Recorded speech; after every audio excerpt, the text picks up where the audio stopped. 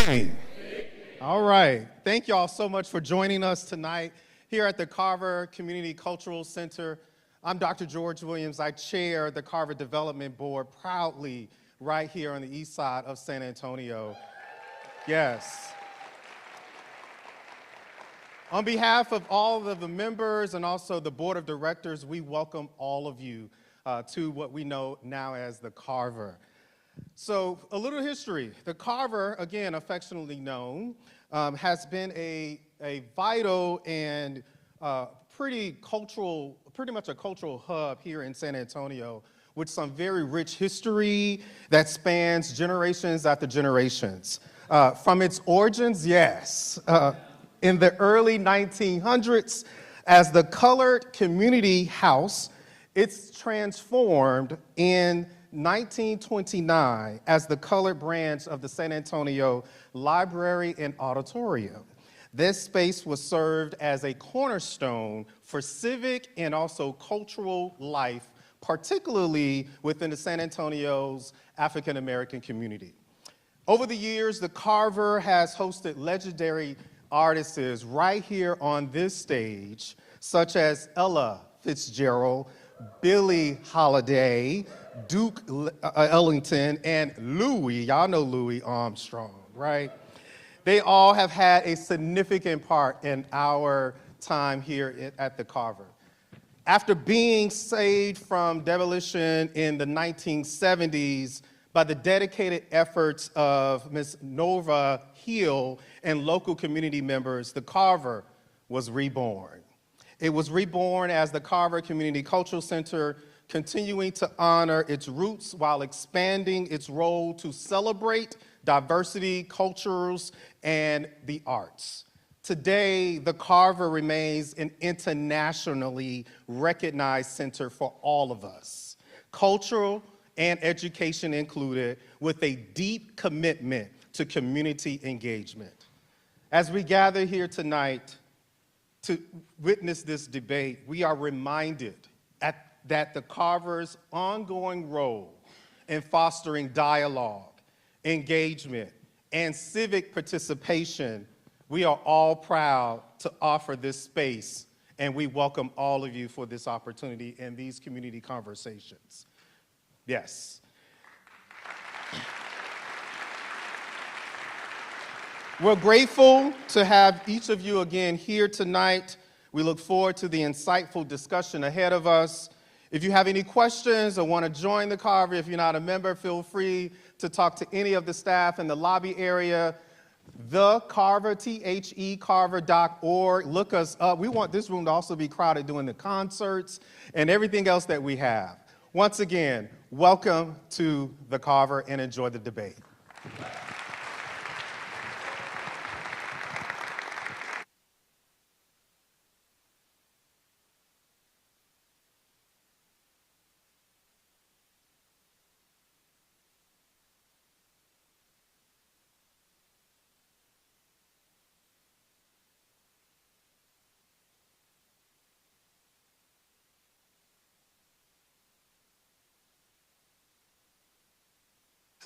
Can you hear me now? There we go.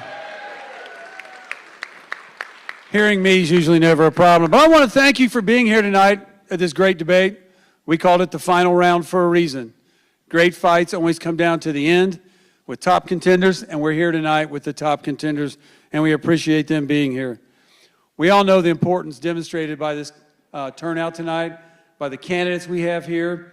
We'd like to begin by again thanking our friends at the Carver Community Cultural Center, our sponsors, Norma Denham and Associates, our LSA Alumni Association,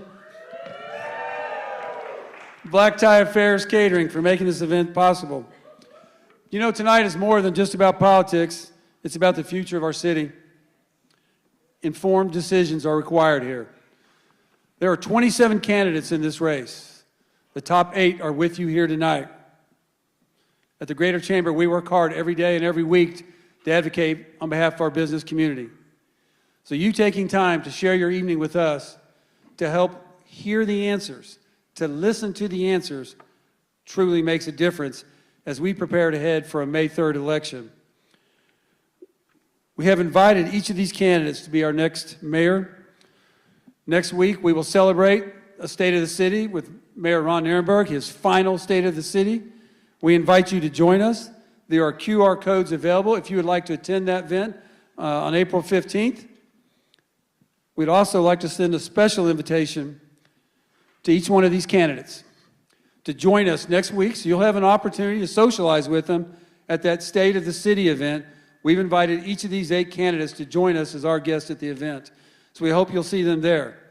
I'm putting pressure on the 8 of them that whoever makes it to the runoff will then join the Greater Chamber Executive Board in May, the top 2 runoff candidates to meet with our Executive Board, and then in June to meet with our Board of Investors as the winner of that runoff.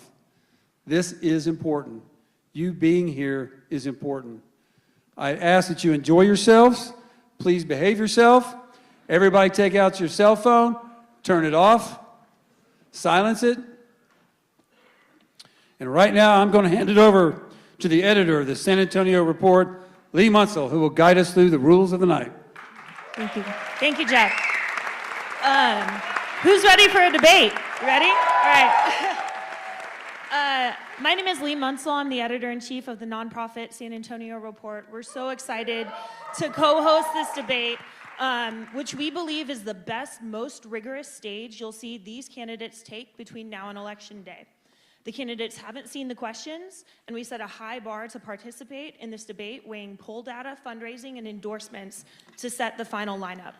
At this snapshot in time, 14 days out from early voting, we believe these 8 debaters are the race's current leaders, and we plan to spend the next 90 minutes digging deep into how they think about the future of San Antonio. On our website, sanantonioreport.org, we've published an in-depth voter guide which has Q&As with all 27 candidates in this race, which is comprehensive and in-depth, as well as the 10 city council races and even school board races. So obviously the stage didn't have room for 27 podiums, but if you want to hear about the other candidates, you can see that all on our website. Some housekeeping, you guys seem like a great crowd, so I'm not too worried about this. But I will say there's a lot of you in the crowd tonight and only 8 candidates. So please be respectful of the rules of the debate. If you make any sort of outbursts, we will ask you to leave. That's just the rules. I'm sorry, it's how it has to go. We want to spend this time hearing from the candidates. And now, without further ado, I'd like to introduce government and politics reporter Andrea Drush. You know her byline by now, but she has an extensive background covering national, statewide, and local politics, and no one knows this race and these candidates better than she does. So Andrea, take it away.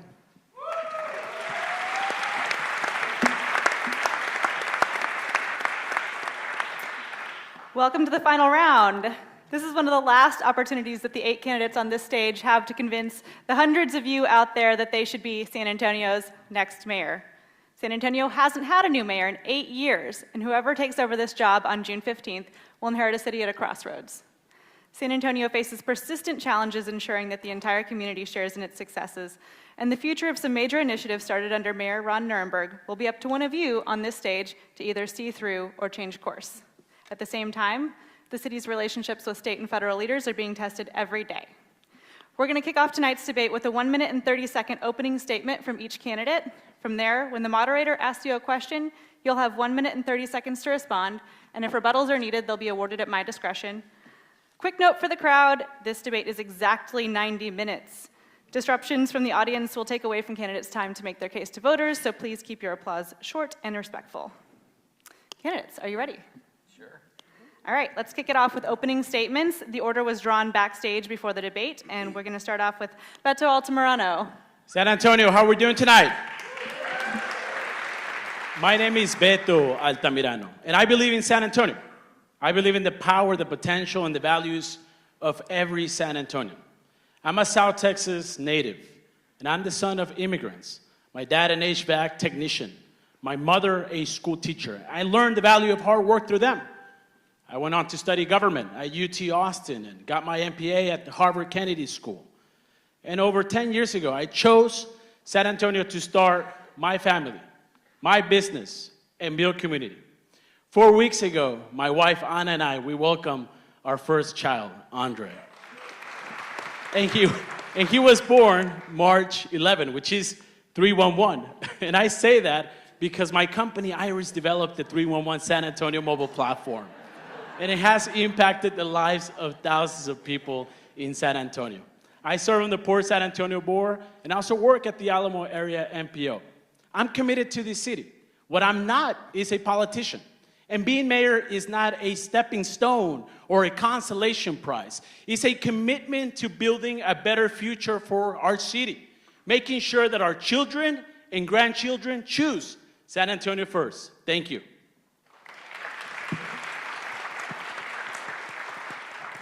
Hello, I'm John Courage.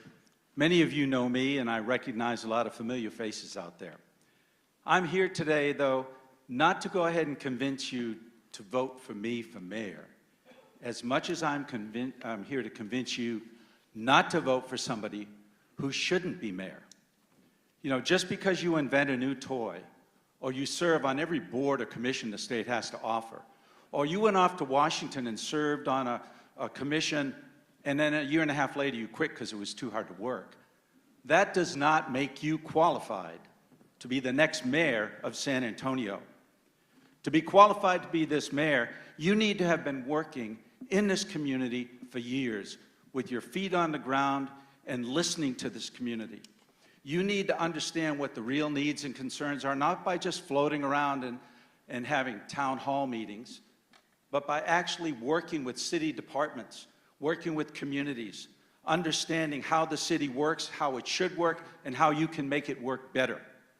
So you need to make sure, as you think about all these candidates and what they have to say, and about all the great things they may think they have to offer, what do they really know about city government, about San Antonio, and about you? And I think you need to give that the most consideration while you're here tonight. Thank you. Good afternoon, Rolando Pablos. Thanks everyone for being here, taking time out of your day. You know, I've been in San Antonio for 40 years and I have served in a lot of boards and commissions.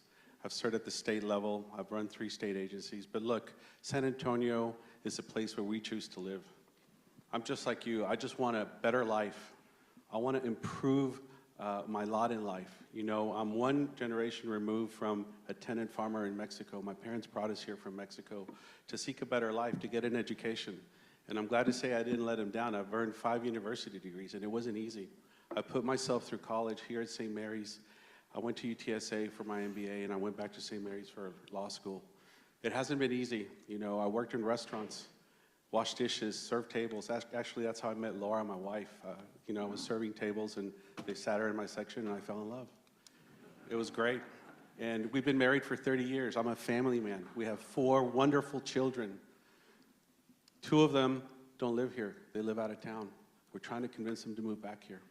And I want to make sure that we provide them a better life than my parents provided us. And really, that's what I want to do. The reason I get up every day is so that we can go and fight traffic and work our butts off so that we can provide our kids a better life, great schools, safe homes.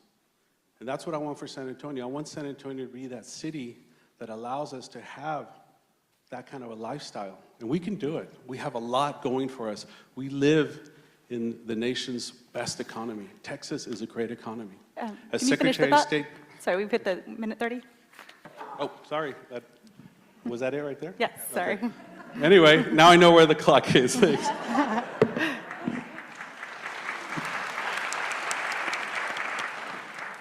Hi guys, my name is Manny Peláez. I've been in San Antonio for a long, long time, and I have for a long time been waiting for a mayor who wants what I want, who wants to live in the safest city in the United States, who wants to live in the strongest and the smartest city in the United States, who wants this city to be the most authentic and most compassionate city in the entire country. And I want every other city to be green with envy as to how we accomplish that.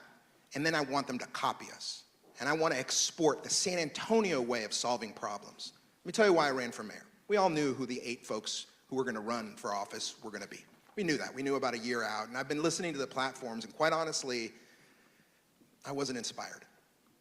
My kids deserve inspiration and a mayor who wants to achieve the most, the best, the safest. So I threw my hat in the ring. I was the very first person Toyota Motor Manufacturing ever hired in this city. At Toyota, they taught us, do something, and if you're gonna do it, make sure you're the best at it. Since then, I was the chairman of Brooks City Base. And for those of you, how many of you have been to Brooks, by the way? I think you'll agree with me, it's a pretty amazing place. I believe that what we did at Brooks, we can do in all of San Antonio. And it won't take one person. It'll take all of you, because I believe in the power of the swarm. And each and every one of you, together with me, we're gonna accomplish exactly what we're gonna talk about tonight.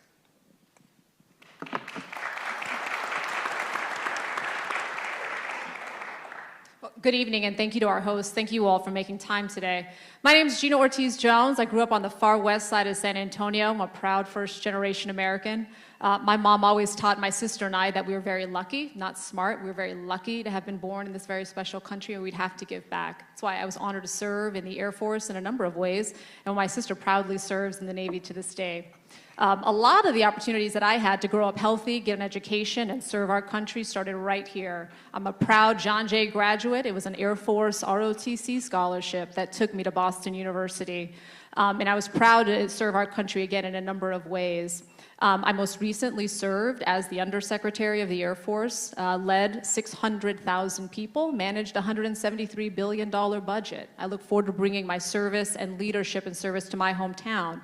I think it's also really important that we tackle some of our city's challenges with urgency, which is why on my website I've listed the things I want to work on in the first 100 days. Because the reality is, even if we had a different president, different governor, we'd still have over half the kids in our community not reading at level, math skills are not at level. We'd still have 95,000 folks housing insecure housing insecure in our community, and we would still, if we were on 37 at 5 p.m., be questioning our life choices. Right? So it's really important that we tackle these things. We've got the leadership, we've got the resources, we've got the talent, and I look forward to bringing the leadership. Thank you.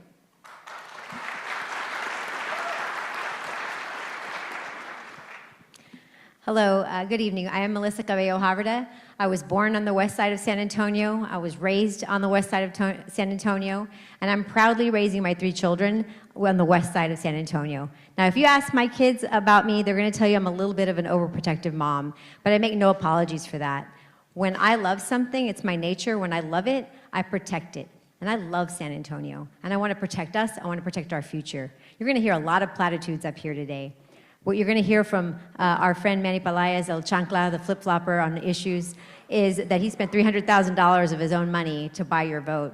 Ms. Jones is going to tell you that there's no time to waste, and I absolutely agree with you. There's no time to waste on any candidate that doesn't have any city experience, that doesn't know the first thing about running a city. I'm not out here chasing titles. I've been in San Antonio. I've invested in San Antonio. I love San Antonio. I've been here. I've done the work. And I'm going to talk today. I invite you to really listen to us. You're going to hear platitudes and promises. From me, you're going to hear real plans, real solutions, things I've done, things I'm going to do. I've been told all my life what I can and can't do, and every single time I've proved them wrong. San Antonio, they're telling us it's $1 million to buy our city. You and I know better. Our city's not for sale, and we're going to prove them wrong. Thank you. All right, let's finish up our opening statements, and then if we need to name check, go back for 30-second rebuttals after that, but let's continue our opening statements. Okay. Howdy, I'm Clayton Perry. Let me give you a little bit of my background. I was born and raised here in Texas in Giddings. Went to A&M. Yes, I'm an Aggie, and I was in the Aggie band. All right, I hear some whoops out there. That's great. I then went into the Air Force as a civil engineer. Spent 21 years in the Air Force and retired as a lieutenant colonel. I then went to work for a large engineering construction firm and was a vice president doing work all over the world. Then took a little bit of time off and I ran for city council in 2017. Let me back up. How did I get to that point? Well, I got here to San Antonio in 1991. And with me, I was a new single parent and I had 3 little kids in elementary school. And actually, that is my crowning achievement, getting those 3 kids all the way through A&M. They're all successful, and now I got 5 little grandkids. So that's my best achievement. But let me tell you a little bit more. When I got here in 91, I joined my HOA board and was elected to be the president then. And then I got invited to, and was elected to be on the board of the Northeast Neighborhood Alliance, which is 90 different organizations up on the northeast side. I then served on a number of boards and commissions here in San Antonio. And then I was elected to city council in 17, 19, and 21. So all of that experience, grassroots experience that taught me about San Antonio, got me involved and ready to run for mayor. Thank you.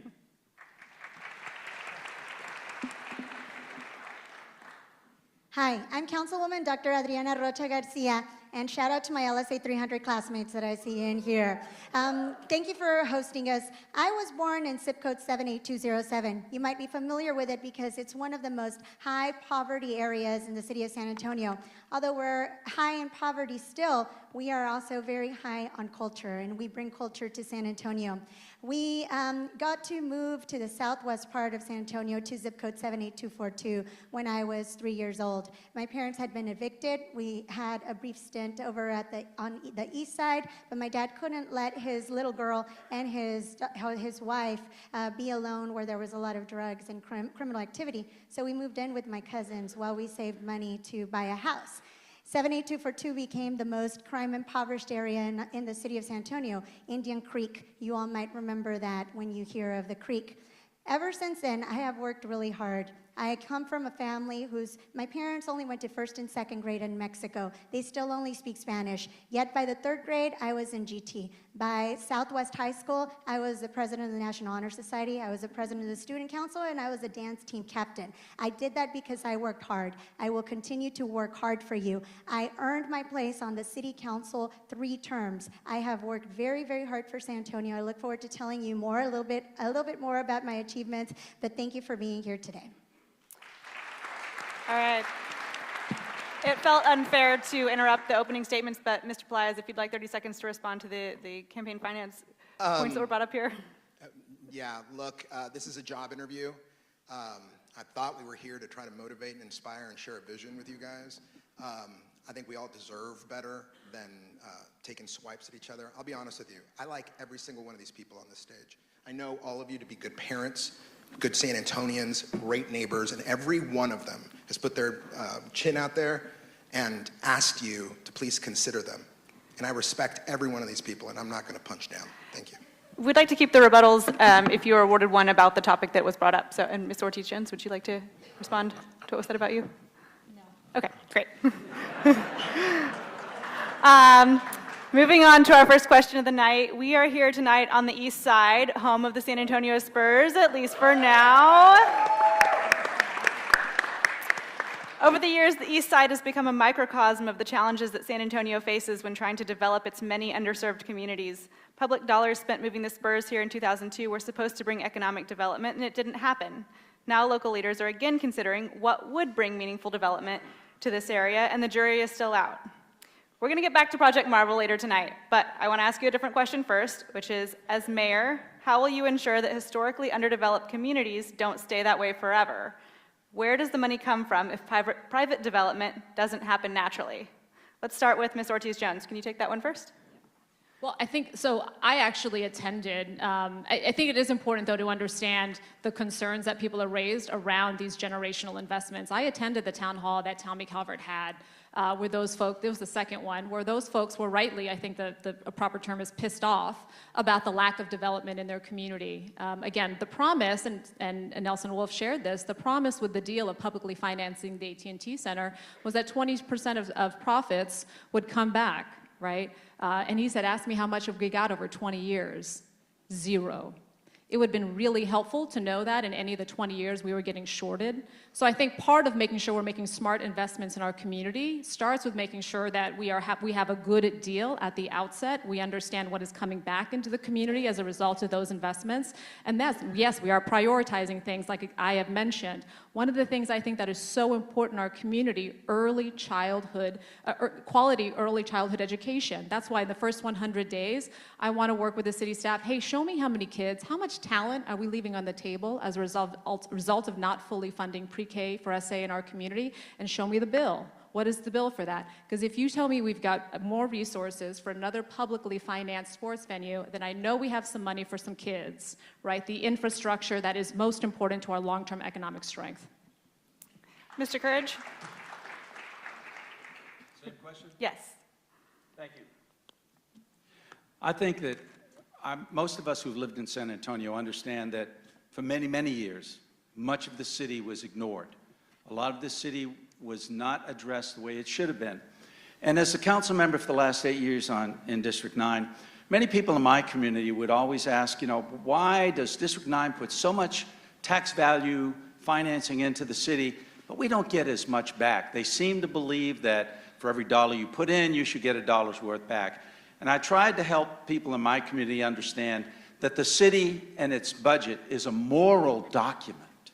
And that document needs to make up for the errors in judgment from previous council members. What we need to do is we need to put our money where the greatest needs are. And the greatest needs aren't in District 9, or District 8, or District 10, maybe in several other districts, but certainly in many other districts. That should be what the next mayor looks at in leading this city, is making sure that we address the generational poverty, the homelessness, the problems with not having affordable housing, and the need for improving streets and drainage in areas that were ignored for 50 years. Now, I'll have to say, my council friends and I have been working to go ahead and meet those needs. But we have to educate everybody in the community so they understand what we're doing and why it's important. Mr. Pelaez? 8 years ago, my friend, your mayor, my mayor, Ron Nierenberg, started a conversation about compassion. And we do compassion here with a capital C. And right out of the gate, what we adopted, and I'm happy to say, John, you were a partner in that, Clayton, you were a partner in that, was the creation of something called an equity budget, where those neighborhoods and those council members who had great streets, whose earth doesn't shift under their grounds because of clay, where we said, you know what, you're right. We ought to send that money where it's needed most, where the pain is being felt. And I had to go to my community and explain, I'm doing this. I know you want your slice of the pizza to be equivalent to everybody else's slice of the pizza, but we've committed a crime over the past 100 years in this city that needs to be addressed, and that is the crime of disinvestment and redlining. And wherever you find that disinvestment in infrastructure, you're also going to find that there's big red spots on the heat map for illiteracy, for bad nutrition, for terrible health outcomes, for low education, for terrible economic achievement. And so I do believe that that's a conversation that the next mayor needs to continue having, and I will not abandon the compassion agenda that Ron Nierenberg brought to San Antonio. Ms. Cabello-Haverda, can you take that one next? Thank you. Compassion and equity are buzzwords that are thrown around a lot, and I can't say that working now for my beautiful city, for my hometown, that I always see compassion and equity. I've heard people up here say that it's easy to be homeless, it's easy to live on the street. I've heard them say that small businesses don't need training wheels. So we can talk about those words all day, every day, but it's real investment in equity that we need to see. 8 years ago, the equity budget, about 8 years ago, the equity budget was put into place. I was elected in 2019. I don't see that equity budget. We need to be more intentional about it. Every year, every council member gets about $1 million to spend on projects in their district. I'm in District 6, which is Edgewood, all the way over to Alamo Ranch. I have plenty of money to fill all the potholes and fix our sidewalks. Now go to the east side, go to the inner west side, go to the south side, and there's a lot more need there. So when I'm block walking in those areas and they say I need a pothole, I go and talk to their council person. They don't have enough money. That's not real equity. So taking that equity and putting it into practice, not just talking about it, is actually what we need. Now, I do feel really strongly about education. Education was my family's trajectory out of poverty in 2 generations. None of my grandparents graduated from high school. I was the first in my family to graduate college and have a doctorate. That happened in 2 generations because of education. So focusing on not just pre-K, because that's been there, but focusing on supporting our school system. Now, some people will say that we don't have a lot to do with the school system, but we can. We have absolutely some influence on it. And I have a safety plan, I have sidewalks to school plan, and talking with the superintendents, including an education liaison to talk with all the superintendents to find out how the city can help them, is the way we move forward. Thank you. Mr. Altamirano? Look, generational disinvestment is alive in many parts of town. My campaign HQ is on the west side, so I understand the challenges that the west side is experiencing. But we're on the east side. The east side is also experiencing those challenges. And when we talk about addressing that issue, we have to look at the percentage of people living under poverty in San Antonio. And that's 18% of San Antonians live under poverty.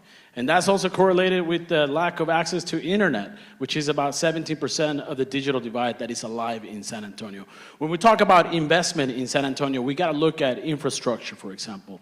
Investing in sidewalks, investing in bridges, in roads. The broken window, it's alive. And when we talk about economic development, let's prioritize childcare. Let's prioritize after-school care, getting kids off the streets, getting them to good-paying jobs. Let's prioritize workforce development and looking at the emerging trends in our economy. The low-hanging fruit, like cybersecurity, advanced manufacturing, and training for those modern jobs in this new economy. When we talk about infrastructure development, we talk about development itself. Private development can happen also in many parts of town, but the red tape at the city level is incredible. And the city gets in the way of a lot of possibilities across the city of San Antonio. We can do better. Ms. Rocha Garcia. Thank you. We definitely need to continue the equity budget. We have to take a look at what has been working, what hasn't been working. But I propose that we have to focus in on the key issues that are important and relevant to communities like the East Side that have been left out. And that includes access to education, access to housing, and access to health care. If you think about it, when you feel sick, where do you want to go? Home. The reality is that a lot of our residents don't have a home, don't have a place to go rest when they feel sick. As a matter of fact, more than 7,000 children are in your schools right now with your little brothers, little sisters, cousins, nieces, nephews, godkids, and they do not have a home to go home to. When we think about the new face of someone experiencing homelessness, it's actually a family. And we need to continue to invest in housing so that they are able to come home and feel sick. And get better. But beyond that, the educational component is important. I plan to bring education back to City Hall in the form that there hasn't been a true education committee at City Hall since Julian Castro was mayor. It merged into education and workforce and then eventually into workforce and development. We left the education out. The reason that I'm here to you is because people like you voted for a chance for me to succeed. You all voted for Mayor Henry Cisneros, who voted for the San Antonio Education Partnership to be created. I am a product of the partnership. I will continue to invest in education always to uplift communities like the East Side. Mr. Perry. Let me tell you, we have a spending problem here in town, and it's spent in the wrong areas. And yes, historically, we've neglected certain areas here in the city. We need to turn that around. But how are we going to do that? We need somebody that has experience in putting together budgets and looking at budgets on where the money needs to go. Year after year, we don't put it in what people are asking for. What are you asking for? You're asking for public safety. You're asking for better streets, drainage, sidewalks. You're hoping that the tax rate goes down. Those are all things that you're asking for, and year after year, this city council does not do that. Why is that? Because there's shiny things out there, folks. There's shiny things that they want to go after. And I was part of that. But I fought as much as I could to keep putting more money into our infrastructure. It's crumbling beneath our feet, folks. We got to put that investment into it. In fact, today, if you look at it, we've got a $4 billion bill out there. That's deferred maintenance and repair for our infrastructure, the city's infrastructure, roads, streets, drainage, parks, buildings. All of that is out there, and that's a big bill, folks.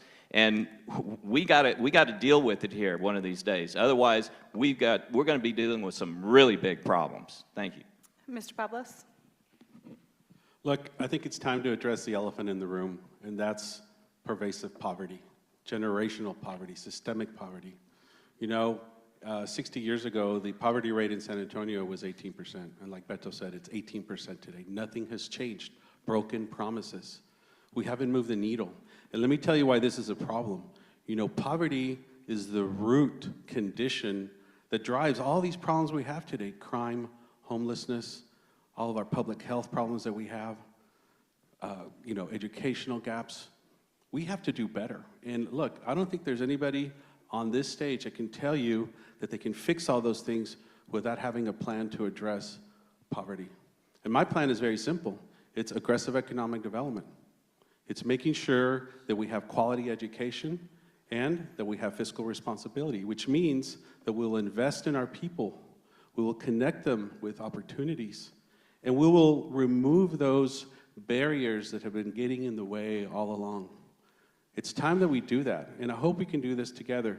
Because look, I've worked on this east side for years. I work with developers trying to redevelop the Friedrich and the ice house over there, the cold storage.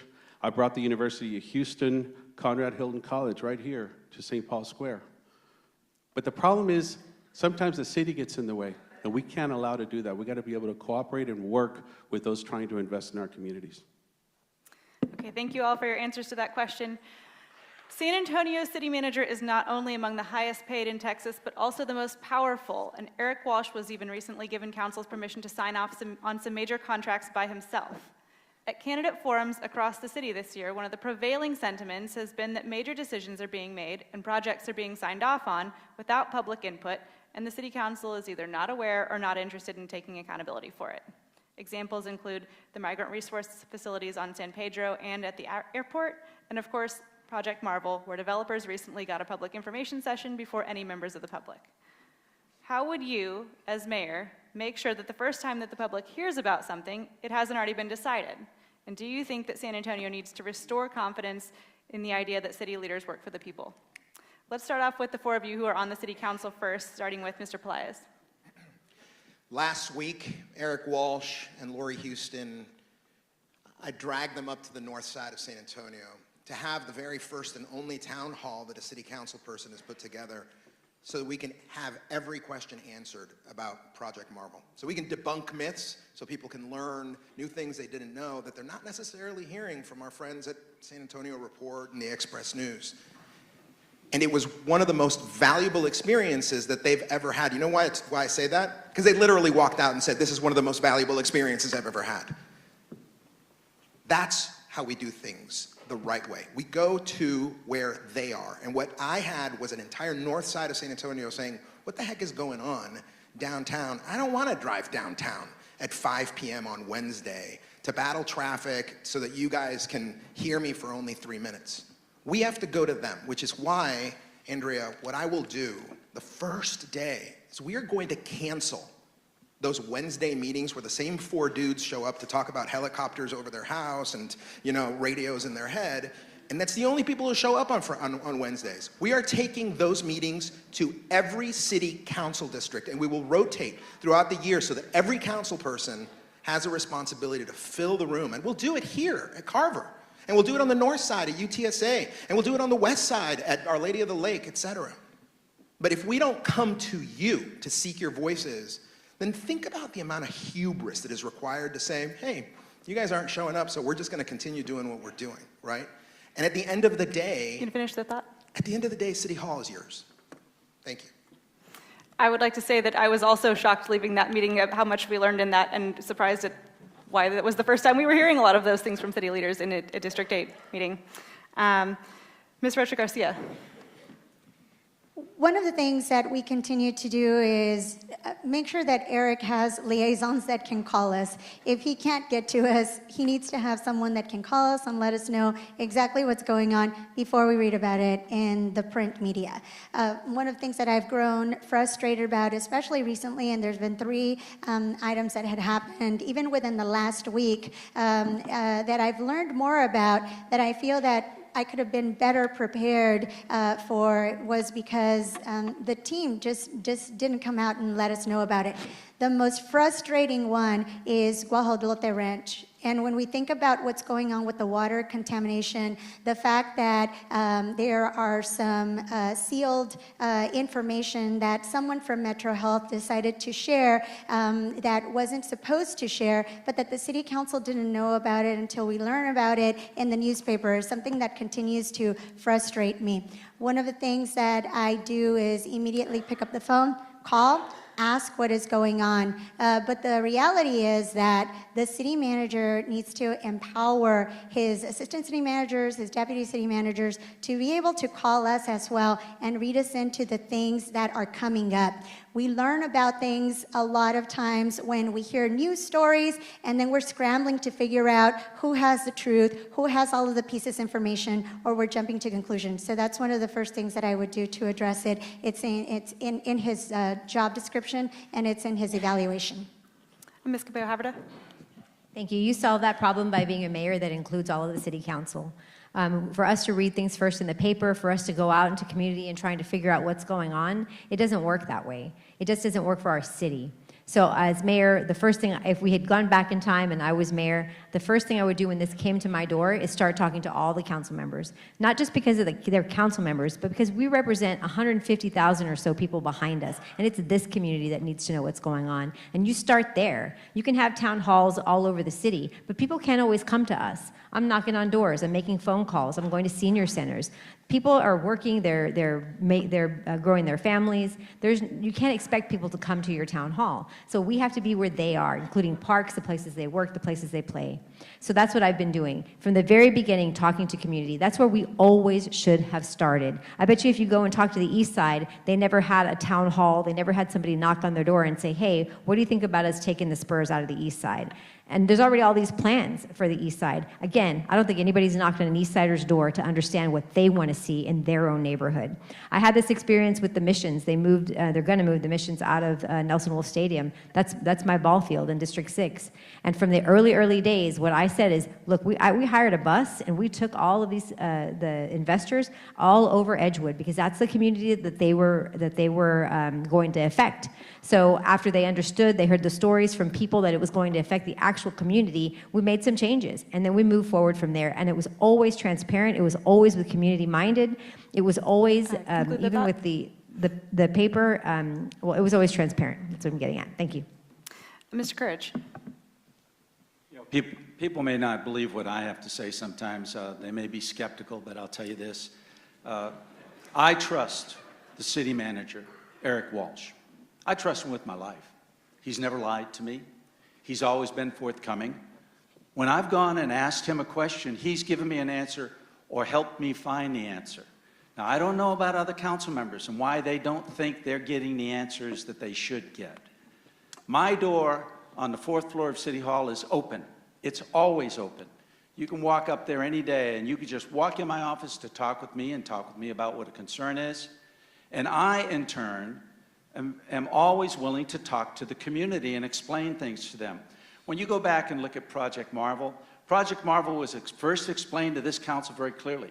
We were going to improve the convention center. We're going to improve the Alamo Dome. We're going to make improvements to Hemisphere Park. There might be a new hotel built across the street, but that was a private venture. And that sounded great to all of us. Now, the Spurs want to move into part of the area that can be incorporated into that. That's a different ballgame. But as far as, I think, hearing from the city staff and getting the real information, it's just a matter of listening or asking questions. And then going back into your neighborhood and helping them understand. Don't just because they don't trust you, hide from the issue. Tell them what you know. Let's hear from our former council member, Mr. Perry. Andrea, you're absolutely right. There is a lot of power, and the most powerful person in San Antonio is the city manager. I was on the board when we hired Eric. Great guy, but it's not about the person. It's about the position and what authorities we have given that position. A lot of this stuff happened from that last charter change. Everybody remember all those items that got passed with flying colors? Well, now we're understanding what's coming from that. That should not be happening. This should be a transparent operation here at the city. And let me tell you, this thing that's happening right now with things getting approved without the council even knowing about it, that's got to change. That has to change, because if we don't know about it, how can we get the information out to you? And this Project Marvel, it keeps being mentioned. That's a prime example where all of a sudden here's these pretty pictures. You know, where'd that come from? Who's been working on it? Who paid for it? All of those questions. And That is because we don't have a good checks and balances right now on the positions, the city staff. And that's where we need to refocus and make sure that they understand what the transparency is to us as council members and to the citizens that we're expecting to pay for things here in San Antonio. So that, my friends, that's where we got to concentrate to make sure that we are transparent going into the future. Thank you. I'm very curious to hear about the non-council members' take on this. Let's start with Gina Ortiz-Jones. I learned a long time ago that transparency leads to accountability, and accountability leads to trust. I think it's really important that folks have an understanding of why their taxpayer dollars are being invested in the way that they are. I think it is really, frankly, an affront to the people's trust that a potential multi-billion-dollar deal was under wraps for over a year and a half due to non-disclosure agreements. I worked in the intelligence community. I know there's a way in which you protect information, but then ensure that decision makers, in this case taxpayers and voters, have access to that when it's appropriate. Because again, I mean, on my first 100 days, how would I address this? I wanted, first 100 days, let's look at that non-disclosure agreement policy, right? Let's make sure, again, this is something that allows us to conduct city business, but again, brings people in appropriately. Because what it does is beg the question, okay, what else are y'all working on back there? Right? A potential multi-billion-dollar deal over a year and a half. When are y'all going to let us know about this? Because again, folks can look at history with how, in particular, publicly financed deals have gone. Right? The promise with the Alamo Dome, we'd be competitive for an NFL team. The Brahmas are cool. That is not an NFL team. Right? And I just mentioned earlier the short that we got for 20 years. So it's really important that we don't have, again, the tail wagging the dog, and it starts with transparency. And Mr. Altamirano? Public involvement matters. Public policy works best when people are part of the public policy process. And when I think about that, I think about the listening tour that my campaign did for almost 5 months. We visited every corner of the city. We held over 100 events, meetings, and we heard directly from people about the issues that they care about. People want to be heard. And at the city level, at the dais, when we think about the mayor and the council members, they need to apply the pressure of the community of San Antonio on the city manager to get things done, to be heard, and to be part of the process. I'm also calling for a performance review, an annual performance review of the city manager. And that's okay. Look, as a CEO in my organization, I get a performance review every year. And it's to look at where we can improve as a city government. It's where we can be more transparent. We can be more collaborative with the people of San Antonio. But ultimately, it comes down to us, the community of San Antonio, being heard, and we gotta go out there to the community. We gotta hear the community, and we gotta include their voices in the public policy-making process. All right, on to our next question. This is a nonpartisan mayoral race, but San Antonio, I'm so sorry. Mr. Pablos, we forgot you. That's okay. I almost got to pass. Look, the government works for the people, not the other way around. We cannot have unelected bureaucrats creating policy and executing it. We have to make sure that the board of directors, which is the city council, the chairman of the board, who is the mayor, represent the people. And Eric is the CEO. He reports to the board, okay? And this is the way it's supposed to work. I'm all about accountability. I'm all about results. I want to see what the results are. And from the outside looking in, when we look at our crime situation, our streets crumbling, our traffic situation, homelessness, there's all these things that don't really register with me with respect to results. So I want to make sure that we have results. So I'm proposing a sunset commission for the city of San Antonio the way we have it for the state.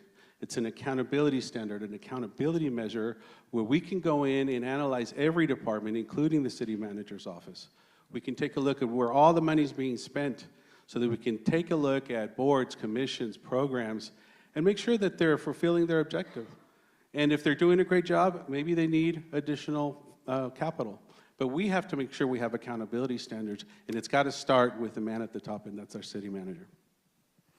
Thank you so much for those responses. All right, our next question is about politics. This is oh, sorry, are we still missing somebody? I answered. No, you answered. Okay. I'm happy to go again. No. Okay, we all know that this is a nonpartisan mayor's race, but San Antonio is a blue city in a red state, and the next leader will be taking over at the same time. We are also ushering in a Republican presidential administration in D.C. In the past 8 years, San Antonio has been a foil to GOP leaders at all levels through its fight to keep Chick-fil-A out of the airport, its migrant aid, its leading role fighting Texas's new Death Star law, and most recently, a $100,000 fund to help residents travel out of state for abortions. Going forward, how would you approach San Antonio's relationships with state and federal leaders? When should the city stand up against policies that are at odds with the majority of residents' values, and how should the city go about it? Melissa Cabello-Haverda, you were leading the charge on the abortion fund, so why don't you take this one first? Thank you. So I think there, under no circumstances are we to ever compromise the values of our city. And not only the values, but more than that, we should always protect our city. You're never going to hear me say that's not my job. Just because I'm a mayor, I'm a city council person, does not mean that I'm not going to go against the state, I'm not going to go against the federal government if they're damaging my community. It's always my job to protect my community. Now, all of those things that you talked about, the overwhelming majority of our city wanted these things. And more than that, we needed them. When we had migrants coming to San Antonio and wandering all over the city, we needed to make sure they were safe. We put them in a safe place. And we did that. And now we're getting looked at by the federal government saying we did something wrong, we did something illegal. You know what? I'm okay with that because we took care of not only the migrants coming through our city, we took care of San Antonians. And we get so much criticism for that. Now, the $100,000 for travel for abortion care. I believe that women have a right to have an abortion if it endangers their lives, if there's rape, if there's incest. Thank you, that deserves applause, thank you. But more than that, my community believes that. And so, you know what, sometimes I can be a little bitchy about it. I'm gonna go in and I'm gonna fight all day, every day. We're talking all up here about transparency and accountability, but you have seen me do it. You have seen me fight for the values of this city, and you've seen me protect our community. You've seen me stand on the City Hall steps and fight for a fair fire contract for our firefighters, and all of that got done. By the way, sometimes you have to push a little harder, but in the interim, I was able to get all of the council consensus to get able to get it done. Thank you.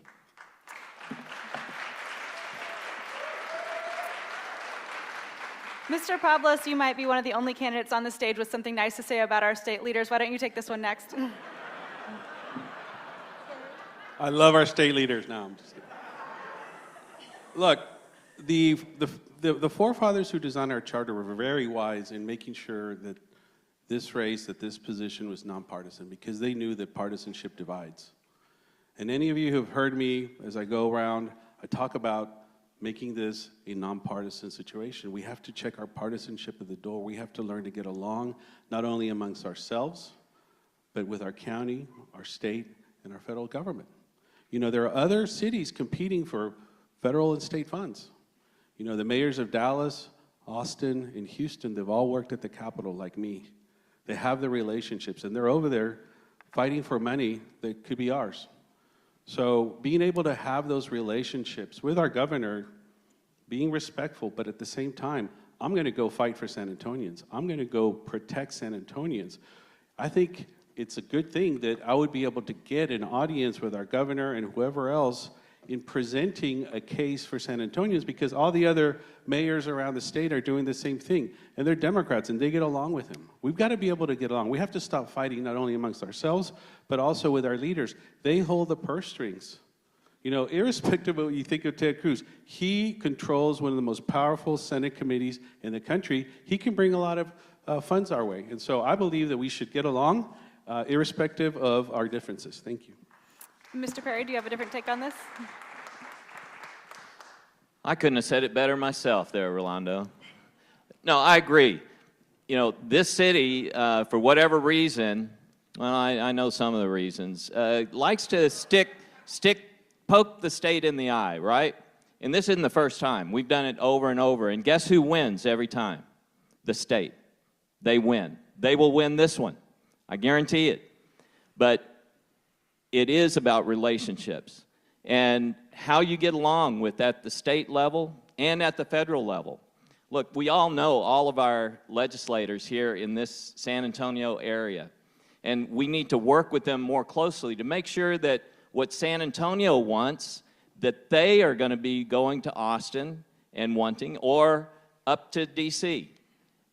That communication really hasn't existed in the past. I'm going to make that happen by having those roundtables before these legislative sessions get started up at the state, to make sure that we're all on the same page, or at least we understand each other instead of fighting with each other.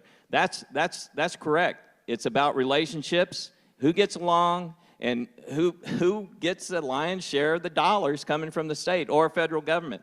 So let's work together with everybody involved and work for a common cause, which is you in San Antonio. Thank you. Mr. Altamirano, as a local digital newsroom, we have access to Google search data that refers people to our coverage, and the most common question that people are asking about you is he a Republican or a Democrat? Since this is a nonpartisan race, we're not going to ask you that tonight, but we are interested to hear your approach to working with state and federal leaders. Yeah, I'm pro San Antonio. That's what I am. Look, I care about the local issues. I really do. And maybe that's why people have the confusion whether I'm a Democrat or Republican. At the end of the day, I'm fighting for the issues that are impacting our city every day. When you look at my campaign platform, I'm focusing on 3 issues: infrastructure, economic development, and public safety. When we talk about working with the state and working with the federal government, look, San Antonio is going to grow to 4 million people in the next 15 years. And it's going to be 8.5 million people between San Antonio to Austin. San Antonio has to be collaborative with other cities. That's why I'm calling for the creation of the Austin-San Antonio Economic Alliance, or the South Texas Triangle Economic Alliance. We got to think big to bring more money to San Antonio, more opportunity to San Antonio. Now, when it comes to standing up for what is right and the values that represent San Antonio's, I will do that. I will do that. I'll be collaborative with the governor and the federal government, but I'm not going to be beholden to the governor. And that's what I intend to do since day one. Bring opportunity to San Antonio and defend the autonomy and the independence of this city. Okay, Ms. Ortiz-Jones, people who visit our website are also very curious about you. I don't think that they are at all confused about what political affiliation you have after 2 congressional races, but they are very curious about how you would approach a nonpartisan role, so why don't you take this one next? Yeah, well, look, nonpartisan doesn't mean no principles, right? And at the end of the day, this is about results. I'm proud of my career in public service, which has largely been apolitical and about, frankly, my oath to the Constitution. When I think about the opportunities that we have, we will, look, Governor Abbott, you and I, we will be fast friends on the Economic Development Bank Fund, right? That fund that he's got to bring corporations here to Texas, we'll be fast friends on that. San Antonio is the 21st largest manufacturing exporting region in the country. So South Texas Business Partnership, San Antonio Manufacturing Association, chambers, help us let's get a plan together to go from 21 to 17 to 15 to 14. That doesn't just happen overnight, right? So it's really about making sure we're competitive today, competitive in the future by making sure we're investing in the pipeline of talent. Of course, that'll also require us collaborating with the state when it comes to TxDOT. I think it's also important, though, when we look at the challenges in our community, what is constraining our economic development is, for example, some of these attacks on reproductive health care, right? 2022 was the first year our state saw an increase in teenage pregnancy in our state. It was due to the abortion bans. Who's driving that? Young Latinas, right? We're seeing a doubling of increase in sepsis in our community as well. So these laws, these attacks, they are causing OBGYNs, for example. They don't want to train here. They don't want to come here. Okay, we're not going to Project Marvel our way out of that. So let's talk economic development, but let's also make sure we've got safe, healthy folks, and that requires a balanced conversation, which I look forward to having. Mr. Pelaez, we'll go to you next. You played a starring role in some of these fights with the state in the past, but most recently on the Abortion Travel Fund, you said this was a losing legal fight. Give us your current perspective on when it is still appropriate to take on state leaders and how you would go about it. Hey, I'm pro-choice. My family and I have donated money to Planned Parenthood for many, many years. We've volunteered with different organizations who support what we believe in, which is the right of a woman to choose, right? I think it's heartbreaking that in Texas, fellas like Ken Paxton wake up every day and say, how can I hurt somebody vulnerable today, right? And then he does that thing. The problem is that there is a way to fight and a way to win, right? And I think that Pyrrhic victories and kamikaze missions are not always the smartest way to go. What I predicted on the dais was that in exchange for $100,000, we were buying a lawsuit that we were going to lose, and the holy war. The way to fight what is happening in Texas is not with a $100,000 theatrical vote for a small amount of money that will never be spent, ever. Instead, it'll go to very wealthy litigators to defend us, and we'll hit the $1 million mark very, very quickly in defense fees. That $1 million, can you imagine what we could use that for at the Rape Crisis Center, at Haven for Hope, at all the other nonprofits that are saving lives? Now, I get it, and Rolando wants us to put our partisanship, check it at the door. Which door? The door of the Rape Crisis Center, the door of Endeavors that was just defunded, the door of the food bank that just lost millions of dollars to feed poor people, right? At what cost? Our soul? Are we going to get along? By the way, I've never heard Ken Paxton, when Biden was in the House, telling everybody to get along.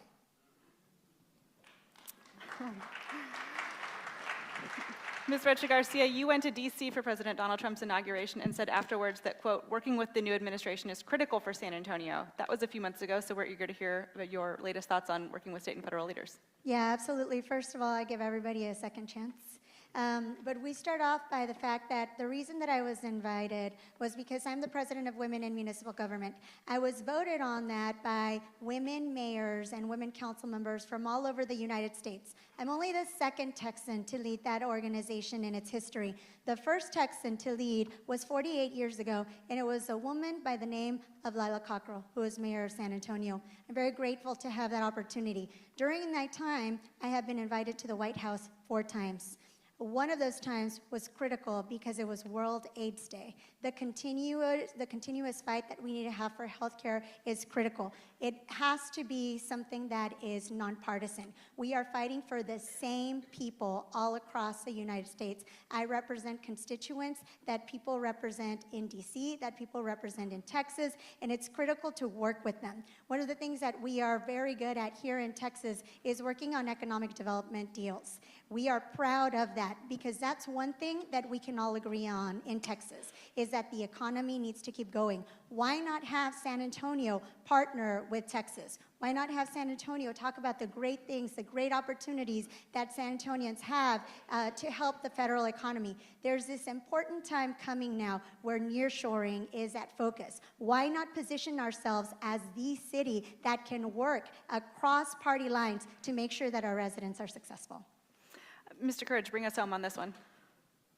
You know, I think that what we need to do is understand that Austin doesn't want us to get along. They want us to follow along.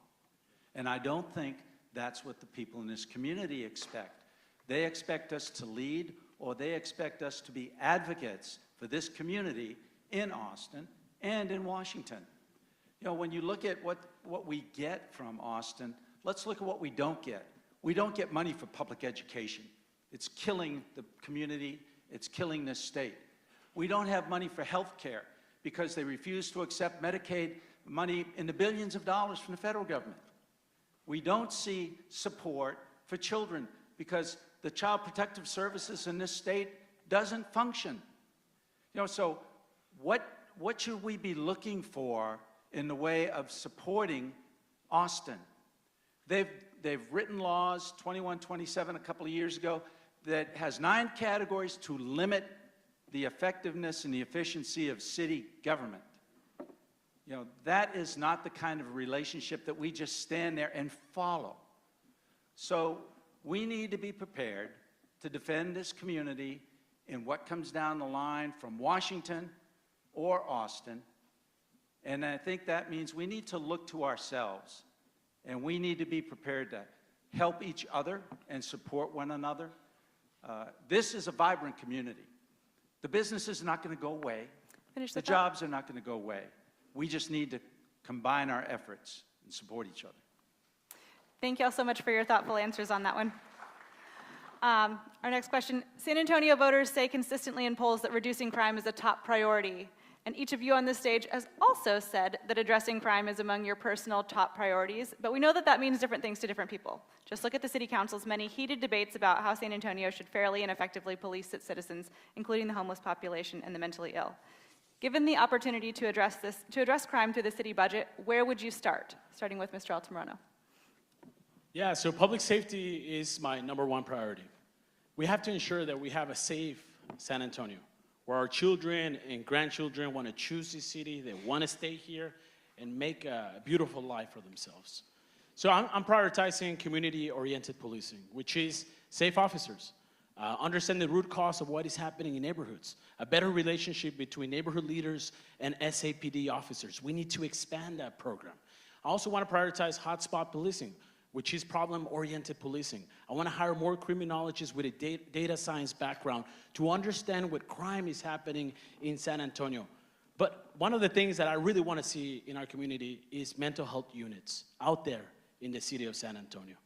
A lot of people are suffering crisis when it comes to mental health, and we got to ensure that we have the right healthcare, the mental health units out there providing that service and supporting San Antonians. And let's not forget also animal care services, which is a big one in San Antonio when we talk about animal care, when we talk about public safety, and that includes expanding spay and neuter, hire more vets, and more ACS officers.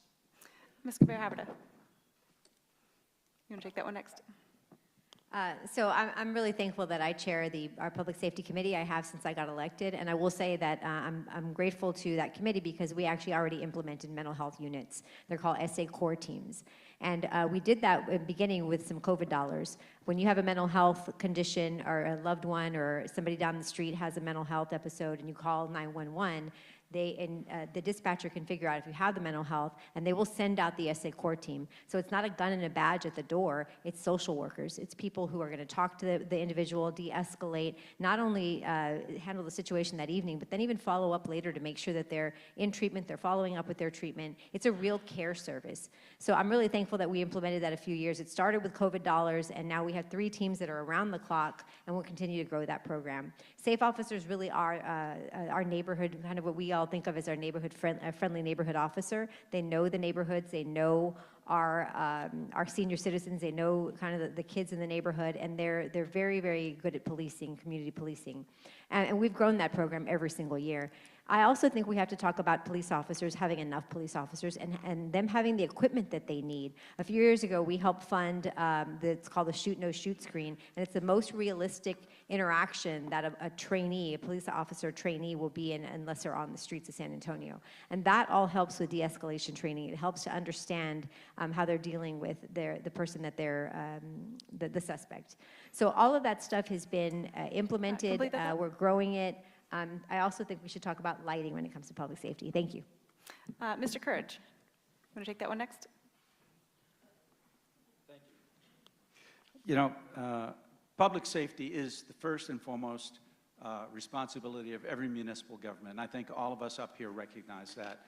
So anyone who gets up here is going to say, yeah, more police, I'm for public safety. Well, I've been on a council that has done something about this. My first 4 years in the council, we increased the size of the police department by 200. It wasn't enough. So 3 years ago, we voted to improve the police department by an additional 15%. That's 350 officers that are going through training last year, this year, next year, until we reach that number. You know, it surprises me. I don't know where some of the candidates have been over the last previous few years, because if they had been listening, they would know that the city is already doing a lot of these things you hear about. Now, if they ran for council and served for a couple of years, they could contribute to that. They could help make it better, make modifications or improvements. But you don't get an engineering degree and go to GM and say, I want to work for you, but I want the job of the CEO. You've got to learn what's going on and be part of the solution instead of standing on the outside and saying all these problems that you're going to come in and fix. We're working on adding more safe officers. We're doing more with ACS. We're adding many facilities. You know, so many other things you've heard the new people say, they just don't know what they're talking about. Ms. Ortiz-Jones, you want to take this one next? I come at public safety a little bit different, just given my background, having led 600,000 folks and managed a $173 billion budget, and that's from the standpoint of readiness. So the conversations that I've had both with the fire and the police union, very important. I mean, when I hear the story of a fire, a pickup truck responding to something that a fire truck should have responded to. Also the challenges, for example, that our fire personnel face in keeping people here just because the hours are so long and our pay is not as competitive as it is with other places. It's really important, I would argue, that we look at, again, the readiness, so the training, the capacity, are folks able to respond to things? This is exactly what I did as the Undersecretary of the Air Force to make sure we were ready for those things. Los Angeles has shown what happens when you make assumptions about your ability to respond to things, and then truly people going unserved, and then the higher costs as a result of not being ready. So I would first want to understand what is our readiness level, and why are the narratives between certainly the unions and some of the city staff reports so different. I think when we also think about public safety, though, again, we have to understand those things that are at the root of this, and much of this is around prevention. A lot of this is really around also economic insecurity. I'm very concerned that we will see an increase in petty crime, an increase in domestic violence. We already have one of the highest rates of domestic violence in our state, and really, as our city is not receiving the resources, it's also unfortunate that many of our key partners in the community will not have the resources. So, I look forward to bringing my leadership, having led through some of these things, but then also making sure that our federal delegation, as well as our state delegation, are really telling the same story about the impacts to our community. Mr. Pablos, take this one next. Last week I met with about 50 convenience store owners, and none of them had anything good to say about our public safety service that we provide. And it worries me to hear that we've already been doing these things and we're just obviously not getting the results that we need. Look, it's obvious that we need to do all these great things, but how are we going to pay for all this? We need to focus on how is it that we're going to fund this. And the first place I start is taking a look at the actual department. Is it being run properly? Are there any efficiencies we can find? Is there anything that we can do to save money and shift that money to the other issues that we need to cover? Now, what I want out of all of this is I want to make sure that everybody feels safe and is safe. Last summer, we lost 4 tourists murdered downtown.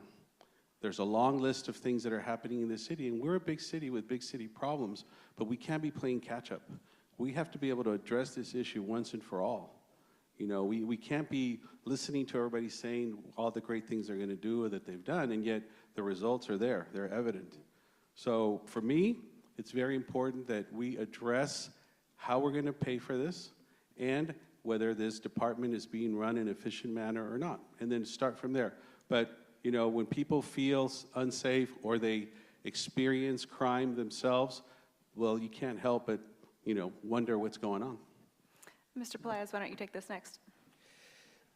Rolando and I lived in El Paso when we were kids, and El Paso in the late 80s, early 90s was a very dangerous place to live in until they as a community decided we are going to become the safest city in the United States. And they didn't rest until they became that. And I think that El Paso is one of the most beautiful examples of setting a goal and not letting anybody distract you from reaching that goal. I think we can do that here too. Now, it's going to require a lot more cops. Where criminals commit crimes? Where the cops are not. Number 2, it's going to require, and I'm sad to say this, I don't know why it's broken, but it's going to require reforms at the Bexar County Courthouse. We got judges who let murderers out on very, very low bail, right? And then they go out and guess what they do? They murder again, and everybody says, gosh, we never would have thought that could happen. We got district attorneys who don't ask for the high bonds that we as taxpayers expect be imposed. And it puts us at risk. I think the next mayor needs to go and kick down the door over the DA's office and at the judges and say, stop it, cut it out. I'll tell you, I'm a victim of crime. I know, Rolando, you had your car stolen recently, and I know many of you, in District 9, John, but I know that many of you are victims of Mr. Pelaez, you're crime, about out of time. and we deserve better than what we've been getting. But I'll tell you right now, there is no more group of consummate Mr. professionals Pelaez, out you're there out of time. than SAPD. Mr. Perry, will you take this one next? Okay, let me clear my thoughts here. Yes, I was in District 10, and let me tell you, I was on council, and John is correct. But I was the one that was pushing for those 200 additional police officers. It took me 3 terms to do that, but we got it on. But at the end of my 3rd term, I was saying, well, how many policemen do we really need here in San Antonio? We got that number, but how many do we really need? Well, everybody kind of looked around and said, well, I don't know. That's just a number. We just keep building on it. No, that's not the right answer. So they actually did a study and found that we need 350 additional police officers here in San Antonio. And that was back in 2022. We still have a big shortage. We haven't filled that yet. I don't understand why it's taken us 3 to 5 years to fill that. It's because we do have the resources here, and that's our #1 priority, and we're not filling them. So when I get to be mayor, they are going to be filled. They are going to be funded and filled and get them all on the street to get into the neighborhoods to become more proactive, because what's happening now, they're reactive. They're just responding to crimes after they've been committed. We got to get them into patrolling into the neighborhoods and get more patrols to keep the bad guys out and be proactive. Thank you. Ms. Richard Garcia, you're the last one on this one. Given the opportunity to address crime through the city budget, where would you start? I would start with the upstream, and I feel that we don't do enough to focus on mental health. And I feel that a lot of the crime that is committed stems from the lack of investment in mental health. One of the saddest things that I have learned during my career as a District 4 councilwoman was that a mom chased her little girl around an apartment complex and stabbed her to death.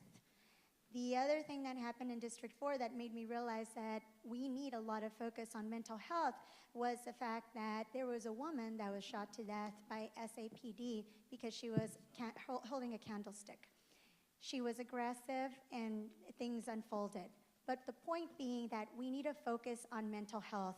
At the upstream, we should be focusing on things that will prevent tragedies from continuing to happen. Yes, we absolutely have to put some additional police officers in the areas. We continue to grow as a city. We need more substations. We need staffing for those substations. We need additional safe officers. We need to bring back the communities on patrol. I felt very comfortable when I would see that my neighbors were driving around and protecting us. But it really takes that investment in upstream services and coming together and realizing that San Antonio, although we want to say that it's a safe city, some of us don't feel safe. I was mugged downtown once, and I think actually all of my male colleagues have walked me to my car at one point or another because I felt unsafe. We need to make sure that everyone feels safe in San Antonio. All right, we are going to speed Andrea, I want to say something. I'm sorry.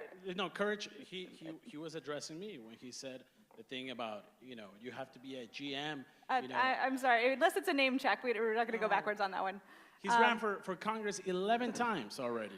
We are headed into a lightning round here. We're going to speed things up. It's going to get more exciting. Don't worry, there's more opportunities ahead. We are going to ask a series of quick questions that require short answers, and each candidate will have 30 seconds to elaborate. So we're going to go across the stage on this one, back and forth. And the first words out of your mouth need to be a direct answer to the question, and then you don't have to elaborate at all, but if you want to, you have 30 seconds. So we'll get started with a lightning round.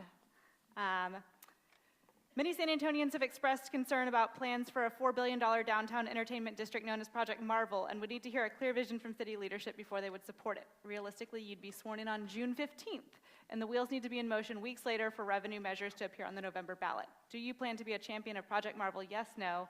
If you want to elaborate, keep it under 30 seconds. Let's start with Mr. Altamirano. Yes, but I'm not going to use public funds, no general funds. And I want to make sure that we have public involvement, that we address what is happening on the east side of San Antonio, that we have an economic plan for the east side of San Antonio. I also want to make sure that the Spurs and the private sector invest in this project. It is exciting, but we have to move slow, not too fast, and break things. And finally, I will say this: we need housing. We need affordable housing around this project if we're going to make it happen. Mr. Courage. I support Project Marvel as it was originally presented to the council, a way of improving the convention center, the Alamo Dome, Hemisphere, and I still stand by that. I think it's a good project. As far as adding a basketball arena, I think that that's still up for grabs, and my biggest concern is that I don't want us to go ahead and invest your tax dollars out of our general fund to pay for it. There are other mechanisms that are out there, including state funding.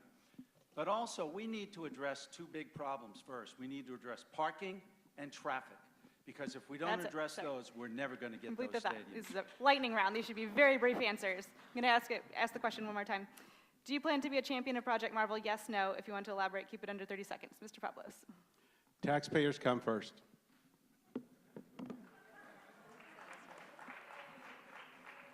Mr. Plias. I'm going to be a champion of neighborhoods. If this stadium doesn't benefit every neighborhood in San Antonio, then I'm not going to support it. If this stadium doesn't benefit schools and childcare and learning, I'm not going to support it, which is why I've already announced this does not get my vote. I will not be a champion of anything if 10% of the revenue from this project doesn't go to more police officers and more safety and more equipment for firefighters, and number two, more money for school safety, teachers, pre-K for SA, and childcare. And let the Spurs build their own damn stadium. Ms. Ortiz-Jones. I think the three most important questions any leader can ask: why not, and where's the data? I'm not saying there's no deal, but we need to look at how much it's going to cost, who's going to pay, and what is the benefit to the community. These are some basic questions that we don't have answers to, and I look forward to being a champion for those answers. We are looking for very short answers to these with yes, no's, one-word answers, and a slight elaboration. Councilwoman Melissa Cabrera-Havada. I'll say yes if this is led by community. We have to slow this way, way down. This should have started years ago, months ago, with actual community, especially those ones on the east side and downtown that will be affected. We have to have a displacement plan. We have to have a plan for, obviously, for financing. And I asked the Spurs, a lot of us have talked about the Spurs putting in at least 50% of the cost of the arena. And that's where we start. That's where the negotiations start. Thank you. Mr. Perry. I'm not for using public funds at all. We need to reinvest in San Antonio and downtown also, but we can't be doing it at the expense of the taxpayer here in San Antonio. Our debt is way, way, way too much, and we need to work on that first before we start looking at other ways to spend your tax dollars and go further into debt. So, no, I do not support. Mr. Garcia. Yes, but we have to find a creative way to finance it that involves public and private, as well as Spurs pitching in a little bit more and making sure that our neighborhoods are not displaced and that there is a plan to address their needs for housing, education, and healthcare. After hearing these responses, I feel a little concerned that you guys are going to have an answer in mind within the weeks after you take this job. But next question. There are many people in this city who are concerned that San Antonio is missing out on growth, with too many companies choosing to locate elsewhere. There are also many in San Antonio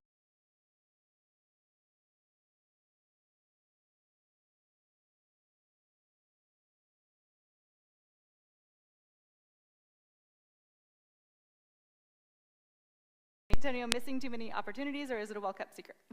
I think that we're a kept secret, and we can no longer be a well-kept secret. We have JCB that just relocated, and we have different opportunities that we can engage with the nearshoring concept that we have. Mr. Perry. We're missing too many opportunities. We need a cheerleader. We need a mayor that can go out and look them across the table and say, this is why you need to come to San Antonio. And be a cheerleader to bring in those fantastic companies that we're missing out on. So, yeah, we're missing out on way too many. I believe that we're missing out on opportunities, but I will say that if we take care of our small businesses here, those big companies will see how well we're doing and they'll be attracted. We do have to go out. We have to go to different countries. We have to go to different cities and attract these businesses. They love San Antonio. We the people of San Antonio, are really what attract those businesses. But we have to take care of the small businesses here, make sure they're successful, make sure our streets, our drainage, our roads are taken care of, because they want to come and move into a beautiful city. So those are our priorities. Thank you. Ortiz-Jones. We're both, right? I think we're missing out on opportunities and we are a well-kept secret. I think it's important, again, that's why we have a plan to figure out how do we bring more businesses here and make sure we're addressing the long-standing inequities in our community at the exact same time. Mr. Plias. Anybody who tells you that we are missing out on economic development has no idea what they're talking about or is trying to misinform you. Over the past few years, while I've been the chairman of economic development, we've created 6,700 super high-paying jobs in the city, $6.6 billion in capital expenditures. And it's not just JCB, and it's not just Toyota, but it includes Navistar, Ernst & Young, Tiger Biosciences, GE, all the businesses that we're bringing to Brooks, the port, even in my district, we finally have an electric battery manufacturer. Guys, we are doing it. And of all the people on this stage, I'm the only one that's actually brought and built these projects to San Antonio. Mr. Pablos? It was Governor Abbott that brought all those, by the way. I travel the world selling Texas. I know how to sell Texas. I know how to sell San Antonio. And Clayton's right. You need somebody to get out there and be a cheerleader. And I've already done it, and I'll do it for San Antonio. Mr. Courage? I won't take a back seat to anybody else. I've traveled with the mayor to 7 different cities, 5 different countries, and every place we went, we were advocating for businesses to come to San Antonio, to share what they have or to learn from us. But until we have a well-educated workforce, until, as we've just done, had the connection to get to Washington, New York, Boston, Chicago out of our airport, until we can convince those that those companies, those benefits are here for them, it's going to be a challenge. But we can do it. Mr. Altamirano? They can all talk about that, but I actually built my company from scratch here in San Antonio and scaled it to almost 100 employees. I know what it takes, but it takes investing in our infrastructure before we're selling the story of San Antonio, making sure that we have the right infrastructure. And we also have to train our people, our workforce. We have to educate them for the modern jobs ahead of us. That includes cybersecurity, bioscience, advanced manufacturing, aerospace. Those are the jobs of the future, and we have to invest in our people first. All right, we're going to come back down the other way this time.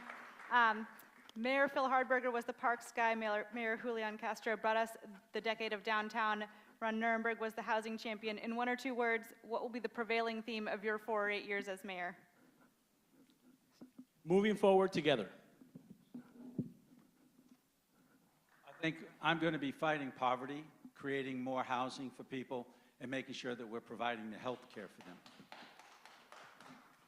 Decade of small business.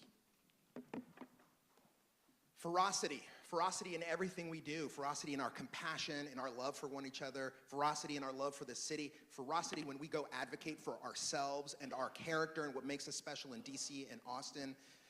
And betting on ourselves so that one day one of your kids will want to be up on this stage as opposed to wanting to move to Austin or move to Dallas or Houston because the opportunities there are better. I have so much optimism and I'm so in love with you guys. I think that we are better than any other city, and that's it. Mine will be a campaign and an administration of ferocious love for you. Investing in those things are going to set us up for long-term economic security. Smart, healthy kids, for example. Melissa is the mayor that gave local government back to the people of San Antonio. Giving San Antonio's what they really want, a safe city and great streets, sidewalks to travel on, and helping to reduce our tax burden here also.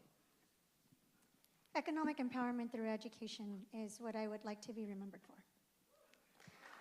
Okay. Thank you all so much for your thoughtful answers to these questions. Let's move on to our closing statements. We're going to take 1 minute and 30 seconds for each of you to give a closing statement to voters. The order was also drawn backstage, so let's start with Ms. Rocha Garcia.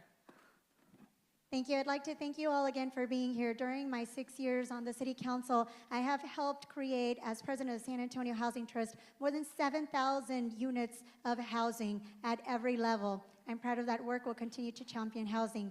I've also convinced my council colleagues to bring in $600,000 worth for a seed effort for community health equity in South Texas, because we don't want something like what happened during the COVID-19 pandemic to happen ever again. When we lost a hospital on the South Side, we all rallied together. We rallied together as a compassionate city. I will continue to focus on that. Some of the most difficult times have happened during my tenure, and I'm proud to say that I have led with compassion. One of the first things that happened was that COVID landed in District 4 at Lackland Air Force Base. People were scared, people had no idea, and I came out in front with the mayor, and I led with him, and I let our people know that they would be protected. When the migrants that were found in the back of the 18-wheeler were found in that back of that trailer, I was also the one who led San Antonio and showed the compassion across the world. I didn't just start running for a higher office, for mayor. I've been leading. It's not about the office, it's about leading the people. It's about people believing in you and coming together and championing a cause. That compassionate cause was put to action most recently a couple of weeks ago when the 53 migrant crosses were knocked down. And I rallied the community together. We found donations, and the crosses were back up the next day. That's the leader you need in a mayor. Experience in my 21 years in the Air Force, another 13 years in a large engineering construction firm, and then 6 years on city council here. That is an experience, plus the boards and commissions that I was on here in San Antonio, along with my HOA and the Northeast Neighborhood Alliance. I have been all over this city, and I have talked to many people. I know where the priorities are. I know what people want, and I've already said them tonight, but I have that experience to be able to do it. I know the bureaucracy of downtown. It's not just something you can get into and know right off the bat. You have to work with them to know the people and those relationships and know the processes and procedures. It's not easy. It is not easy, and you have to learn that. And I'm ready on day one for those experiences. Now, the leadership. When I was on council, I had many people coming up to me saying, Clayton, you're the only one up there that's got any common sense. And I was really, really taken aback by that. But looking at what I did on council, I understood that. But it's the common sense leadership along with the experience that will carry this city forward and in a better direction. Back when the chamber was rating councilmen who were the best for business, I was always rated #1 on the top, and I'm going to continue to do that. Thank you very much. Thank you. Again, I'm Melissa Cabello Haverda. I can't believe nobody asked me the San Antonio question. I went to Taft High School. I mean, don't you want to know? But I've been called a lot of things in this race. I've been called unbecoming. I've been called too aggressive. I have been called bitchy. But I'll tell you, I make no apologies. Don't you want a mayor with a spine? Don't you want a mayor that's going to go out and fight for you every day? That's what I've done. That's what I'll continue to do. I have the vision. I have the plans. I have the energy. I have the experience to get this done. And not just because I'm from San Antonio, but because I am San Antonio. I'm a daughter of this city, and I defied the odds over and over and over. I'd be honored to have your support, and I want to move San Antonio forward together with you. Thank you.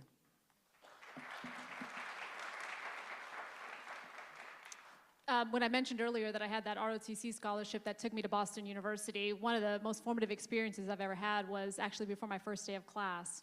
I had to sign a piece of paper that said I will not engage in homosexual behavior because don't ask, don't tell was the policy at the time. And I knew what that meant.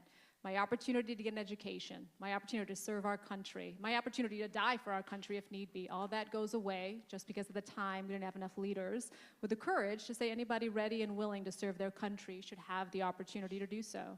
So yeah, when you fast forward 20 some odd years and I was honored to serve as the Undersecretary of the Air Force, I challenged myself to be the leader that I wish I would have had when I was that young person and that young officer.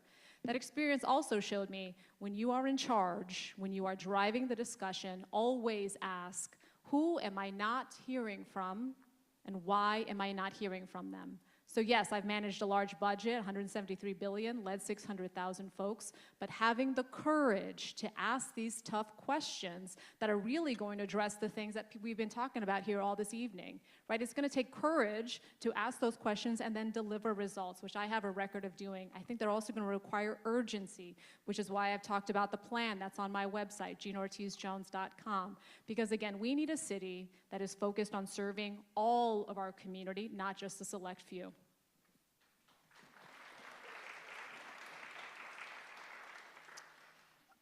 This room is really special to me, guys. My wife and I came on a date here years ago to see Billy Strayhorn, just a fantastic musician, play. And then now I'm on the stage. And you know why this place is even more special is because in 1973, they've been around for 107 years, but they've only been around for that long because in 1973, the city of San Antonio was going to knock down this beautiful building They weren't going to knock down any other theaters. They were going to knock down this one. And this community said, hey, do you mind not doing that? This is our one and only theater dedicated to black families. And the city said, no, we're going to do it anyway. And what did the swarm of people on the east side do? They chained themselves to the front doors. They put their bodies in the way of bulldozers. So I want to tell you, a mayor is a person who relies on the swarm of good people wanting to march in the same direction to accomplish the things I want to accomplish. The safest, the smartest, the strongest, most compassionate city in America. Now, I will tell you, I love these people up here on this stage too. They're fantastic. And I'm friends with all of them. I admire them very much. I'm way better. But no. But the reality is that one person on his own is flawed, right? And in the history of humanity, there's only been one perfect human being that has ever walked the surface of this earth. And that's my mother-in-law. And I'm trying to make her proud, guys. I really am. Thanks for sitting through all this, and I respectfully ask for your vote. Thanks. So this May, we have a choice to make. We can continue to do the same thing over and over again, or we can try something new. We can take a new approach. And I'm for taking a new approach. I'm for taking an approach that is inclusive. We need a mayor who will bring council together, who will help set a vision and execute on it. The mayor's supposed to be acting in a supporting role to each council person and helping them achieve their objectives for their districts, and that's what I will do. I will also leverage my relationships, not only in government, but in the private sector, to be able to attract the investment we need to be able to grow our economy so we can have good paying jobs here, so we can lift our economy, so that we all don't get taxed to death. We share that tax burden by expanding the tax base. And that's what I want to do.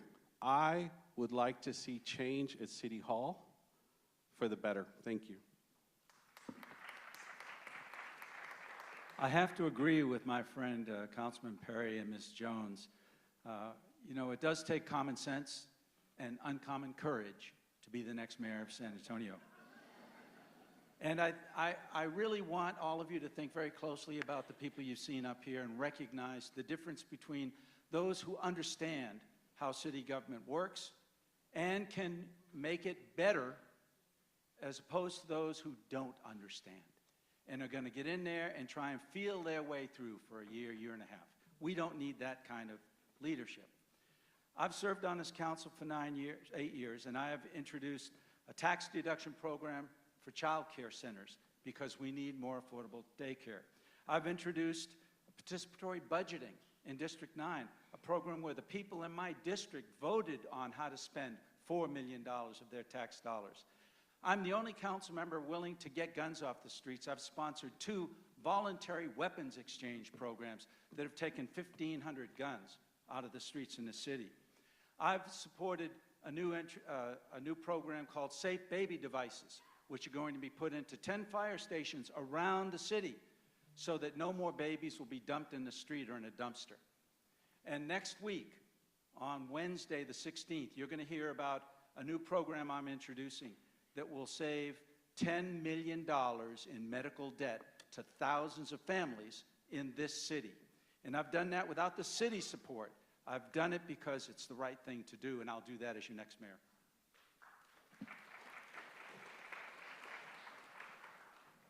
When I was 17, my father was deported. And that impacted my life in many ways. But it also got me interested in how the laws, the policies, can impact our everyday lives. And it takes all of us to get involved. It's not just going to be a few people at City Hall defining the future of our city. It's going to take the people of San Antonio to define the future of our city. That's why last summer when I announced my candidacy, I went to the people to design my policy framework, Plan 210, which you can learn more at plan210.com, focusing on infrastructure, economic development, and public safety. And when I spoke about public safety, I spoke about expanding several efforts like SAFE. And my colleague over here said, we are already doing that. No, it's not about conformity. Conformity is not going to take us to the next level as a city. It's about improving ourselves challenging our elected officials to see if we can impress ourselves as a city, to see if we can move the needle forward, because San Antonians deserve the very best. Look, at this stage in my life, I know what I'm good at. I'm a good executive. I put teams together. I go after the right projects, and we get things done. And I want to get things done for all of you at City Hall. I ask for your vote, and I ask for your support. Thank you, San Antonio. Thank you, candidates on the stage, so much for being here tonight, and thank all of you in the audience. Your commitment to civic engagement is what inspires us at the San Antonio Report. This is undoubtedly a really confusing, messy 27-candidate race, and it has been an interesting race to cover, and it has been an exciting experience to dig into it with you all here tonight. Election day is May 3rd. Do not wait until then to vote. There's a lot going on in this city on May 3rd, from the King William Fair to the Fiesta Flambeau Parade. Take advantage of early voting, which runs April 22nd through April 29th, and make your voice heard. I'd like to invite the San Antonio Report publisher, Angie Mock, up on the stage for some closing remarks. Thank you. Thank you very much. Candidates, thank you all so much for being with us, and of course a special shout out to our very own government and politics reporter, Andrea Drush. Thank you. We appreciate our sponsors, Leadership San Antonio Alumni Association. Good job, guys. And Black Tie Affairs Catering and Norma Denham and Associates. The San Antonio Report and the Greater San Antonio Chamber are so delighted you guys came here, because at the core of our mission is civic engagement. And all of you that are in this room obviously care about democracy. Thank you for caring about democracy. And if you care about democracy, you should also care about a free press.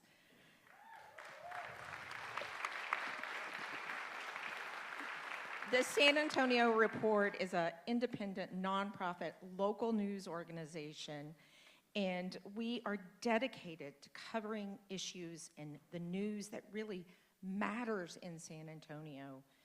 And our daily news and events like this and many other events are free to the public to attend, but trust me, they are not free to produce. So I want to ask you all, please, do two things. Consider doing two things. Go to sanantonio.report.org and sign up for one of our newsletters if you currently don't receive our newsletters.